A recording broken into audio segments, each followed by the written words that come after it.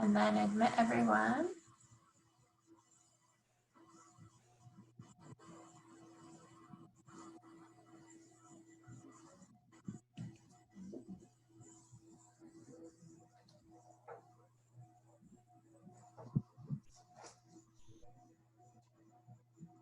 Hi, good morning, everyone. Welcome to our International Student Career Development Summer Series. My name is Brianne Lott, and I'm a Global Career Initiatives Coordinator at Career and Professional Development Services. And with me today is my colleague, Jenna Figueroa, who's going to be leading this session. Before we get started, we'll just cover a few housekeeping items. So you probably noticed when you joined the meeting that you are muted. So we're going to keep all participants on mute during the presentation. But if you do have any questions or comments, we would love to hear from you. So just make sure to use the chat function and you can type those into us. You can submit those throughout the presentation. We'll kind of hold on to questions for the end, and then we'll come back at the end and make sure that we leave a good amount of time to answer all of your questions.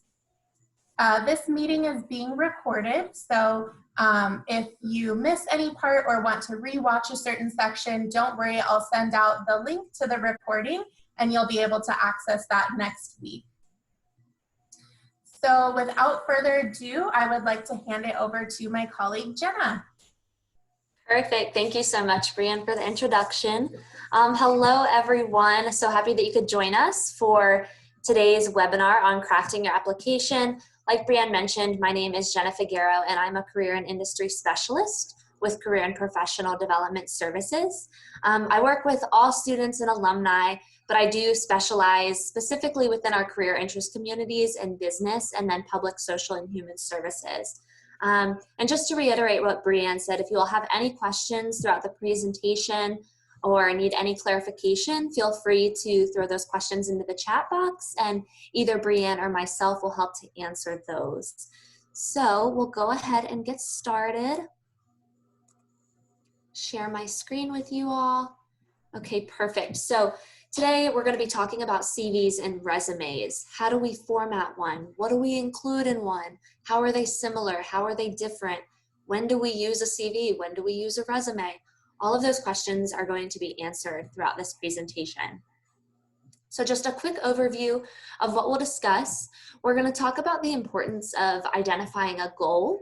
We're going to revisit those career competencies or introduce career competencies if these are new to you. And then we'll talk about resumes. We might briefly touch on cover letter depending on time. And then we'll talk about a CV compared to a resume. So first steps, you always want to start with your goal in mind. So with that being said, if you want to utilize the chat feature now and let me know if you all are preparing for an opportunity and what you're hoping to learn today. I'll give you a quick minute to do that.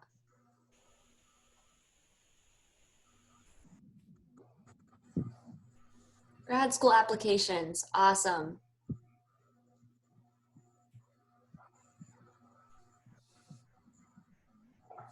Any other plans? Internship? Great. Internship as well. Application in industry. Perfect. So we've got quite the mix. Job searching. We have some people preparing for grad school. We have some people preparing for internships, full-time opportunities. That's great. So hopefully this will help to answer all of your questions as far as what material is going to be best suited for this opportunity. So you've already answered the first question of what is your goal. You want to start with your goal in mind because this is going to influence whether you create a resume, whether you create a CV, and the type of information that you include in that application material. Next, you'll want to either look at the job description or look at the program description if you're considering graduate school to know what are they looking for in an applicant, what makes a candidate stand out for this opportunity, and how do my experiences in education align with the outcomes of this job or this program that I'm applying to. And then you want to think about your audience. Consider who you're writing to. Are you writing to someone who is familiar with industry-specific language and they'll understand your projects? Or are you writing to a more general audience? A lot of times, human resource representatives are going to see your application materials before it ever gets passed on to whoever you'll be working with. So keep that in mind as well. You want to be specific with your experiences, but you also want to make sure that somebody who's not in your industry can have a general understanding of what you're speaking to. So next, we'll talk about these career competencies. And if some of you were in our sessions yesterday, you probably saw these at some point throughout the day. But if you are new to these career competencies, these are the competencies as determined by NACE, which is the National Association of Colleges and Employers. And these are the competencies that employers, graduate schools, and professional schools are always looking for in the candidates that they hire and admit into their programs. So things like problem solving and critical thinking, written and verbal communication, leadership, digital technology, career management, teamwork and collaboration, professionalism and work ethic, and then global and intercultural fluency. And so these are competencies that we are always growing in. You never really perfect these or master these skills. There's always room to grow. You want to keep these competencies in mind as you're applying for opportunities or applying into programs, because this is what they're looking for. This is what employers are looking for, graduate schools are looking for. They want to see that you have some sort of skill or competence in these areas. So through reading the program description or the job description, you'll want to pay attention to what are the common themes that I'm seeing in this opportunity that I'll really need to highlight. Do they speak a lot to written and verbal communication? Is there maybe an opportunity for you to lead a team or for you to take lead on a project? That's leadership. Are you going to be working with a lot of different software and hardware, digital technology? So think about how you can leverage these competencies to your experiences to be strengths for you in the application process. So now talking about typical application materials, there are many different materials that can be involved in an application. But you will not necessarily need all of these. These are just some of the most common ones depending on the opportunity you're applying for. So a resume or a CV, also known as a curriculum vitae, a cover letter, references, transcripts, maybe a writing sample, maybe a personal statement. Now, resumes, CVs, cover letters, and references tend to be used most commonly for jobs or opportunities in industry. So if you're preparing for a full-time opportunity, a part-time opportunity, or an internship, those are your most common application materials. If you're considering graduate school, a resume, CV, transcripts, writing sample, or personal statement, and then also those recommendation letters as well. Those are going to be your typical application materials. Give or take, some schools don't require a writing sample, so keep that in mind as well, depending on the opportunity, but these are definitely the most common ones. So one thing that we always want to make sure that we are telling our students and alumni as you are applying for opportunities, you want to make sure to tailor your application materials, which is also meaning customizing your application materials to the opportunity that you're applying for. So you don't want to send out mass applications or generic applications that are not targeted to the specific goal that you have in mind. So how we first talked about having that goal in mind in the beginning, that goal should be shaping how you create all of your application materials. Because if I'm applying for a job in industry, my application is going to look very different than if I'm applying to a graduate school program. I'm going to want to highlight different skills, different experiences, and different goals of me applying to this opportunity, right? So you want to make sure to tailor your materials, tailor them based on the job or the opportunity, tailor them based on the employer, and then also tailor them based on the industry as a whole. If you know a lot about the engineering industry or about the education industry, whatever industry you're a part of, be knowledgeable about what is valued in that industry so that you can speak to that in your application materials. So now we're getting into the more analytical formatting side of your resume and cover letter. So or excuse me, not your cover letter, your curriculum vitae. So we avoid using templates. I see a lot of students coming in using templates. There are a couple reasons that we recommend that you do not use a template. One, so many people are using templates, so your document is going to look the exact same as the person next to you. And two, they're really difficult to manipulate. So if you are applying to multiple opportunities and you're using a template, it's going to be very hard for you to go in and adjust that formatting, maybe take off certain content or add in certain content. It's going to be very challenging. So keep that in mind as well. We recommend that you just start with a blank Word document or Google document and just start going from there.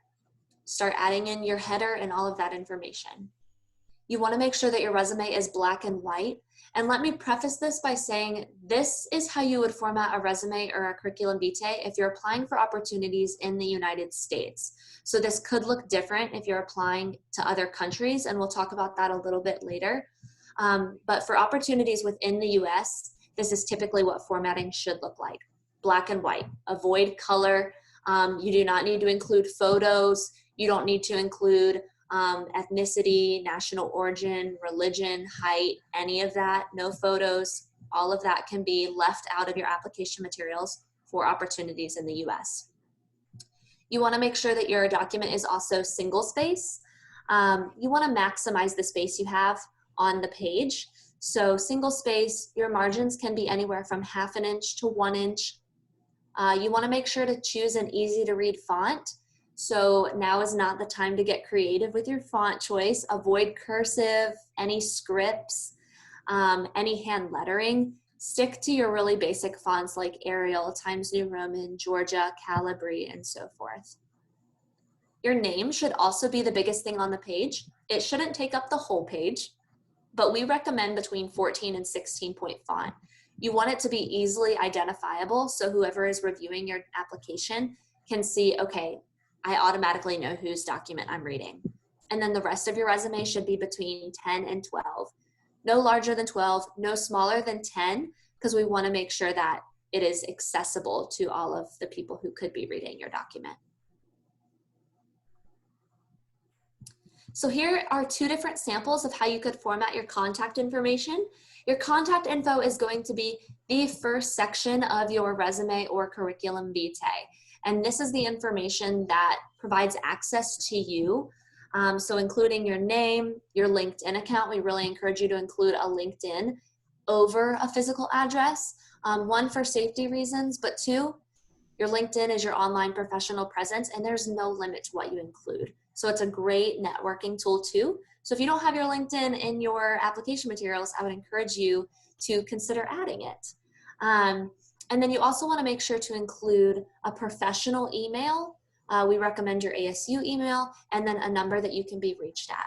So as you can see in this top example, you can have a left align and a right align with your information, or on the bottom example, you can center everything.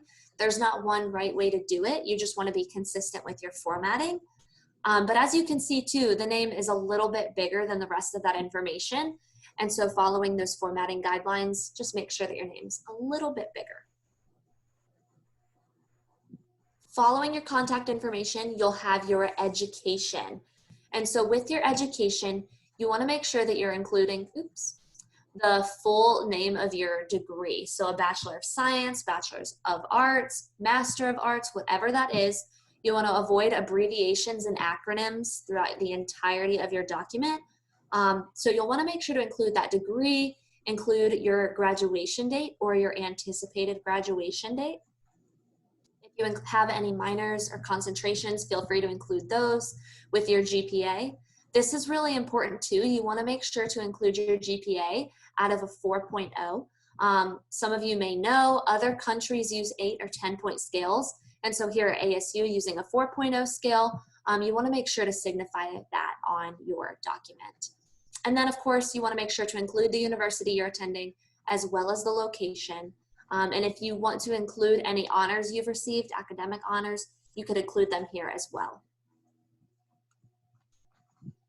Following your education, You'll then want to speak to your different experiences, and you'll want to highlight your most relevant experiences based on your goal. So if that's graduate school or if that's an internship, full-time job, think about what experience do I have that's going to be most important for this employer to see. And that's what you'll want to speak to first. So we have this formula of how to describe your experiences, and that's through starting with a strong action verb because it showcases a skill, then list the project, and then showing what the result was and what that value add was. So to help provide a little context, here's one example, and this is a bad example. So for example, with if this person was a barista working at Starbucks, and they took coffee orders, ordered supplies to maintain stock levels, resolve customer service issues. So what we see here are just job duties. These are not showing the result. These are not showing the value add. And quite frankly, these aren't adding a lot of detail either. So you want to avoid this. This is more what your accomplishment statements should look like. You want to make sure that you are using really strong action verbs to showcase your accomplishment. Anytime you can add numbers, percentages, dollar amounts, anytime you can quantify, that helps strengthen your accomplishment and add scope to what you're working with. And then you want to make sure that you're including in all of your experiences the role that you held, the employer that you were working with, the location, and then the dates that you were employed in that role. So if I just very briefly read over these statements, I can see communicated with up to 300 customers, troubleshot inventory issues and ordered supplies, problem solved and negotiated, developed a loyal customer base. Do you see how these statements are so much stronger than these? These are much more detailed, they provide a lot more context, and they help to show the value add that I gave in this opportunity. So you want to make sure that all of your accomplishment statements are really strong in this same regard. I know one question that I'm often asked too is how long can your accomplishment statements be? And I would say no more than 2 lines. So these are probably as long as you would want to get. If your statement is going on to the 3rd line, consider breaking it up into 2 separate statements. You don't want an employer to get lost in all of the text. So depending on your unique background, there are additional sections for your resume that are optional. So we know that all of you are coming in with different experiences, different passions, different interests, different goals, right? So there might be different sections that you would include on a resume or curriculum vitae. So you could be including relevant coursework. If you've been really involved in the community, you can include that. You could include professional and student organizations, internship experiences, maybe academic projects that you've worked on or research. That's going to be really important if you are crafting a curriculum vitae. You'll always want to include those technical skills and then any certifications or licensures you may have, especially if they are relevant to the field in which you are applying. So keep in mind, you don't need to have all of these sections. Choose the ones that are the most applicable to you. And there are even some things on here that you haven't even considered yet. So you might have other experiences that you want to include that aren't listed here. That's fine too. Just think of your most valuable experiences and how you can implement them into your application materials. So moving into some information on CVs. Now that we've talked about all of the formatting and layout, we're going to talk a little bit about a CV versus a resume, formatting a CV, and then CVs from a global perspective and how that could look different whether you're applying for an opportunity in the United States or elsewhere. So how resumes and curriculum vitae are similar. These application materials are used to get an interview. They both need to be professional and error-free. They're both often organized in chronological order within sections. So having relevant experience, leadership experience, academic projects, research, whatever sections you choose to have, that's going to be very similar whether you're writing a resume or a CV. They do have very similar formatting. So all of the formatting guidelines that we just discussed, those are applicable to a curriculum vitae as well. And both documents should represent you as the best qualified candidate. So you really want to highlight your skills and your competencies through both of these documents. So now diving into these differences a little bit, your resume is more a summary. So I always tell students a resume is just supposed to be a snapshot. It's not supposed to be everything that you have ever done. It's just supposed to be a quick page of your most relevant experiences. And so again, if you're customizing your materials, this is going to look different depending on the opportunities you're applying for. Typically, a resume is just going to be one page. If you have a graduate degree, such as a master's or PhD, your resume can be 2 pages. Or for every 10 years of experience, you can have a second page as well. Typically, your resume is going to be, again, tailored to specific positions or programs. Resumes are often used in a variety of industries and fields as well. So the emphasis is on your experience and your skills. They want to know about your work experience, your volunteer experience, anything where you've had hands-on experience. That's what a resume is used to show. Again, just concise summary. And then the order of items can be rearranged based on relevancy, which I know I mentioned as well. You can reorganize your resume based on the opportunity you're applying for. Now, how a CV or curriculum vitae is different is this is the course of life. So this is not consolidated. If a resume is a summary, the CV is the whole book, right? So the CV is everything that you have ever done. You don't have to leave anything out here. CVs often exceed 2 pages, and the longer you're in your professional career, your CV could even get to be 10 pages or beyond. CVs in the US are typically used when you're applying for academic opportunities, education, scientific, medical, research positions, or fellowships and grants. So if you're applying to a PhD program, or if you're applying for a position in higher education within academia, like a faculty position, CVs are often used here too, because they help to showcase your academic experience, whether that's been publications, presentations, your coursework, research you've conducted, anything like that can be highlighted on a CV.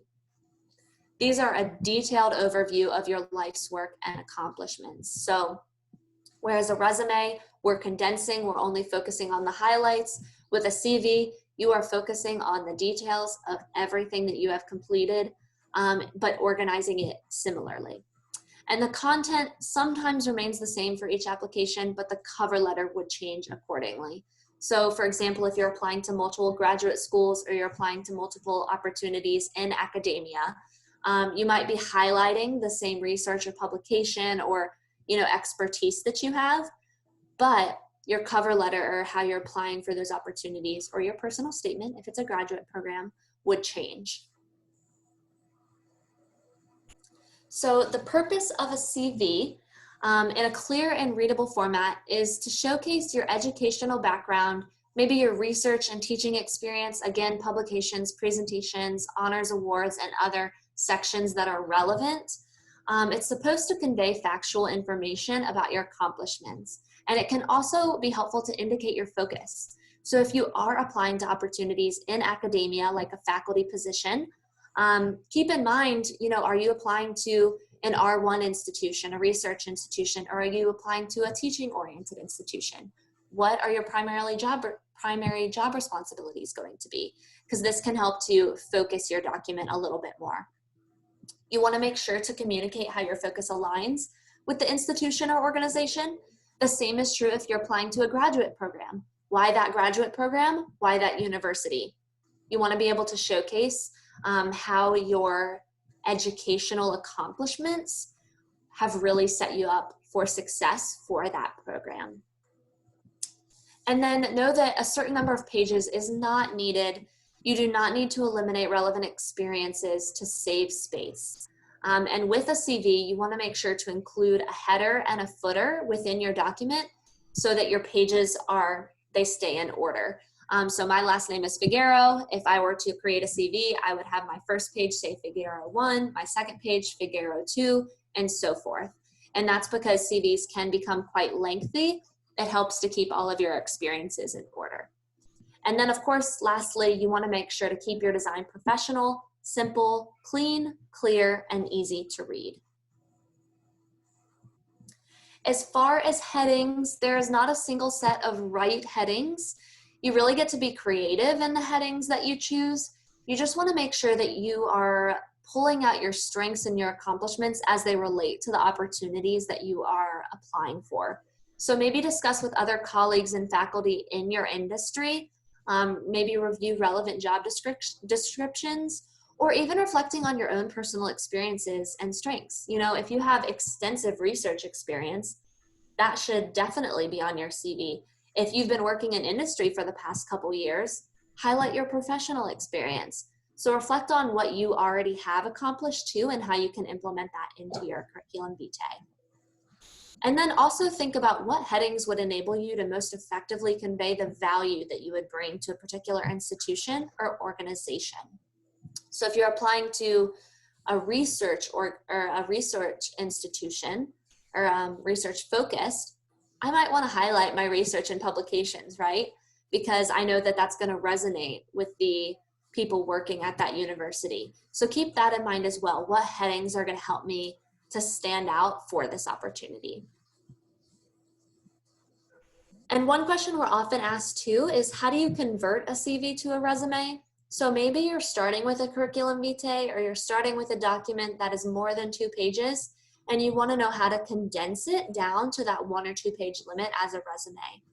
You want to keep in mind that employers in industry review resumes very quickly. Typically like 15 seconds or less, they're going to review your document, which is why it's so important to make sure that it's readable and concise. So you want to be able to demonstrate quickly and clearly how your training or other experiences have allowed you to bring value. And that's where those accomplishment statements come in. So if you're coming from an academia background, or you're coming from a graduate program where the language is more academic, you want to think about how you can translate your skills from that experience into the language of the field for which you are applying. So an example of this might be if you have an academic CV and you have extensive research experience, you're probably really skilled in critical thinking and in written communication, right? So those are the skills that could be transferable to industry. So think about, how could I show that I'm strong in critical thinking? How can I show that I'm a skilled written communicator? Because that could be really helpful when you are moving into industry or transitioning into industry.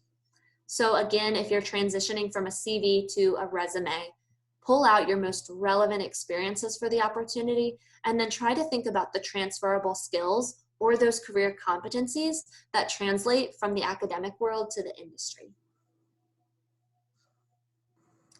And now talking about CVs from a global perspective, I know I mentioned at the beginning that CVs and resumes are often used interchangeably, or if you are used to working or coming from another country, CV is just the universal term. But like I mentioned, in the United States, resumes and CVs can be different. So know that some countries do refer to resumes as CVs, and know what the expectation is of each country. A CV is typically expected when you're applying for jobs in Europe, the Middle East, Africa, or Asia, and certain personal information is often not expected or wanted in the US, like I mentioned, but is often expected on international CVs. So things like your date of birth, your nationality, marital status, place of birth, including a picture, your children, personal interests, anything like that, you do not need to include on a document if you're applying for a position in the United States. And it is actually illegal for an employer to ask you any of those questions as far as nationality, date of birth, marital status, all of that. But know that if you're applying internationally or to opportunities elsewhere, they often do want you to include that information and to include a picture. So make sure that you do your research for each country's job application / CV protocol. If you're not sure, you can utilize InterStride, which is a resource you have available to you. That's actually a part of this International Summer Series. There's actually a whole webinar on InterStride if you're unfamiliar with that platform. But that's a really great place to do research as far as specific countries' requirements or expectations. And then final review of all of these documents, whether you're writing a CV or a resume, you want to make sure that you have reviewed your grammar to make sure that your grammar is appropriate throughout the document and that it makes sense. Have somebody else review your document if you're unsure. You want to be aware of abbreviations and acronyms as well. So I know I mentioned this in the beginning too, but avoid abbreviations, avoid acronyms, just spell out words fully. You want to make sure to use key phrases and words too. So, you know, ASU, we're #1 in innovation, right? We're all about access, inclusion. Those might be keywords that I would want to include in my application materials. So pull out those keywords based on the opportunities that you're applying for. And then it always helps to have someone else review your document, whether that be a peer, a colleague, a faculty or staff member, or somebody from our office in CPDS. It always helps to have someone else look at your document to catch any mistakes that maybe you made or to help you elevate it just a little bit more. All right, so I know that was a lot of information. So one thing we like to ask at the end of every presentation is, what is one thing that you can do to put you on the path of success? And it looks like that got cut off here in the next 24 hours. So this is more so a call to action, but I would love to know in the chat if you all have any ideas of one thing that you can be working on related to these documents within the next 24 hours.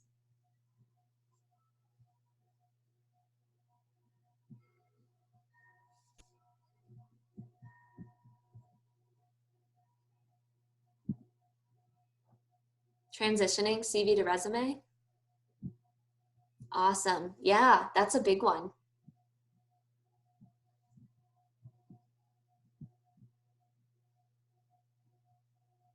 Working on a cover letter? Yeah, great.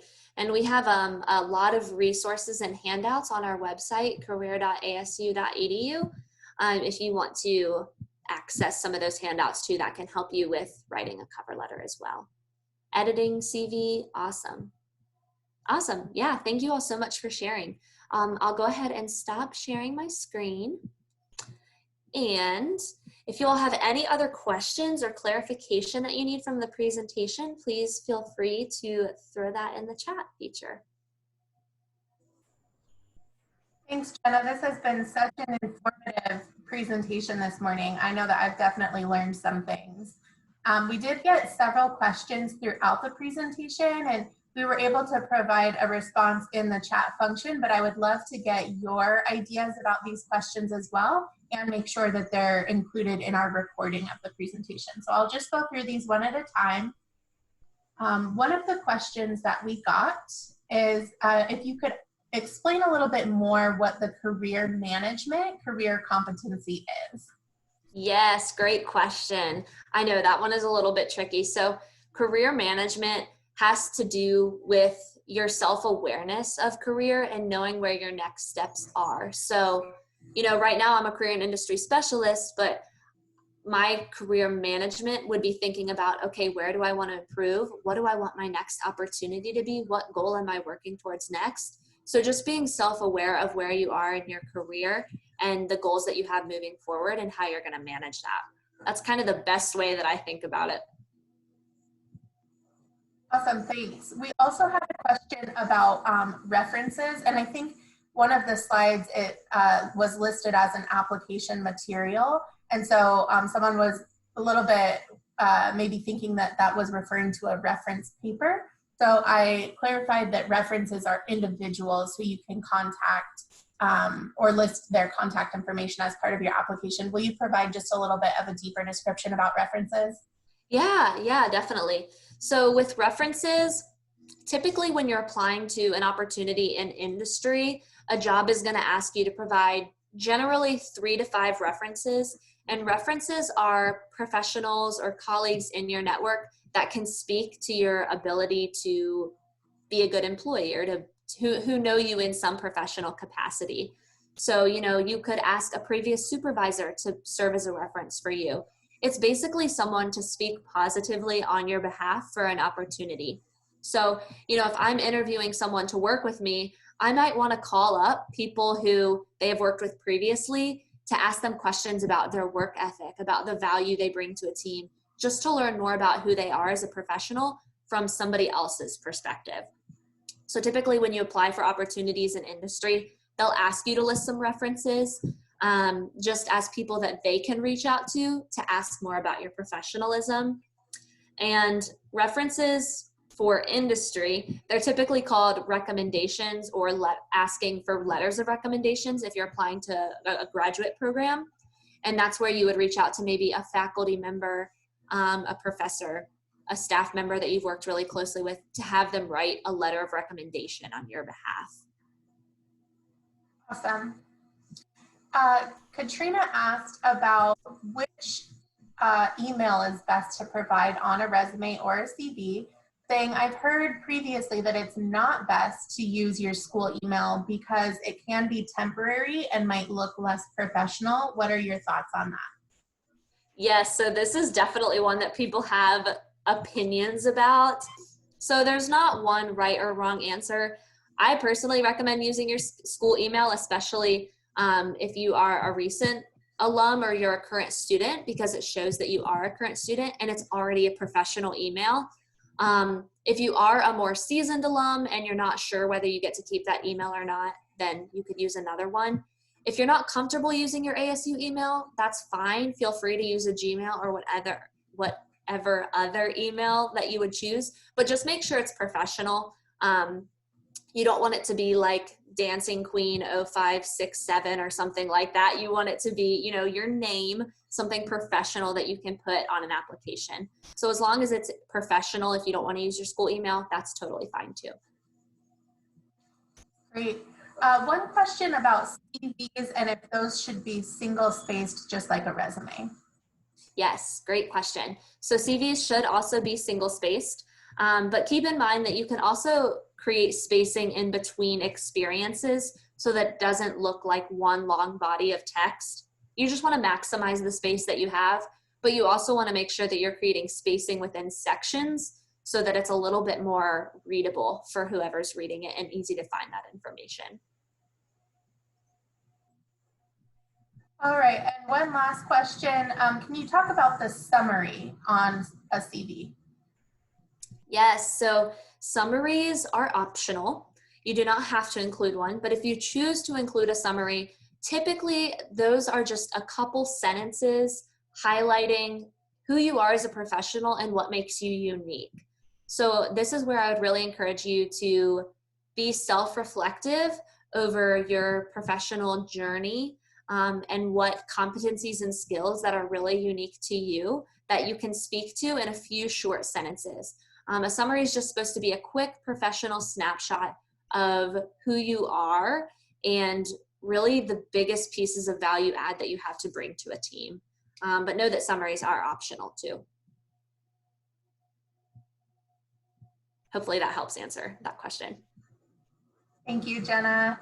We do have a couple of minutes. We've answered all of the questions that we received so far in the chat box, but if anybody has any lingering questions, please do send those in to us. We've got just a couple minutes left here. Otherwise, I just want to thank everyone for attending the session this morning. We hope that this was helpful to you. And we want to remind you again that you are welcome to meet with Career and Professional Development Services anytime that you want some assistance working on your application materials. So you can always schedule an appointment with one of our career and industry specialists. If you want to answer any questions, you can submit your resume to be reviewed by our office, and you can do that two ways, either by scheduling an appointment with a career and industry specialist or by submitting your resume to Resume Dropbox, which is a way that you can get your resume virtually reviewed from someone on our team. What else, Jenna? What other resources do we have for them? Yeah, Resume Dropbox, InnerStride, our handouts, and let me actually send you all the link for our handouts in the chat feature. I would encourage you to review some of these as well. If you are able to see that. We have a great handout on cover letters too, for those of you who have questions about cover letters. Cover letters are typically going to be one page too. You can use the same header that you use from your resume or CV in that document. The important thing to remember with a cover letter, I kind of break it down into 4 sections. So That first section is going to be identifying the job you're applying for, how you found out about it, and why you're excited. And the sample that we have listed on that handout page walks through it beautifully. So I would definitely recommend using that as a resource if you're starting a cover letter. The second section is going to be highlighting your experiences, just a few. It's not reiterating everything on your resume. It's just highlighting a few experiences that are really specific to that opportunity. And then highlighting your research, your knowledge of the organization and why you're a good fit. And then lastly, the fourth one would be restating your contact information and expressing gratitude. So I know that's a very brief overview of cover letters, but those handouts are incredibly helpful. I would encourage you all to review those, especially if you want to see sample resumes as well, to review some of that formatting. We have quite a few sample resumes. So yeah, to answer Brianne's question, I would say Resume Dropbox is a great resource. Schedule an appointment with a specialist if you would like a little bit more in-depth review of some of your documents. Check out those handouts, and then make sure to review InnerStride as well for a more global perspective on some of those opportunities.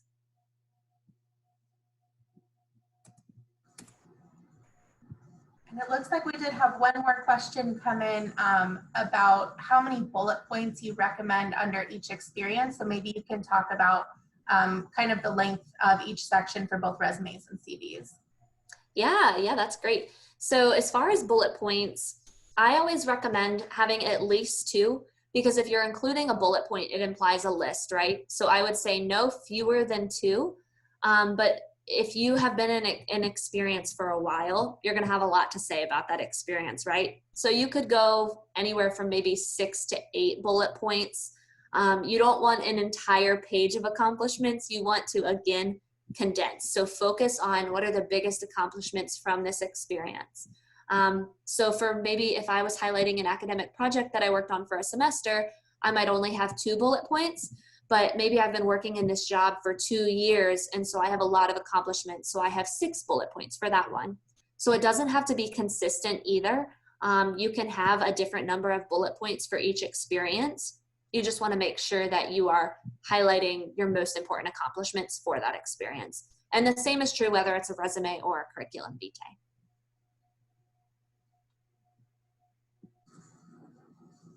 Yeah, good question. Thanks so much, Jenna.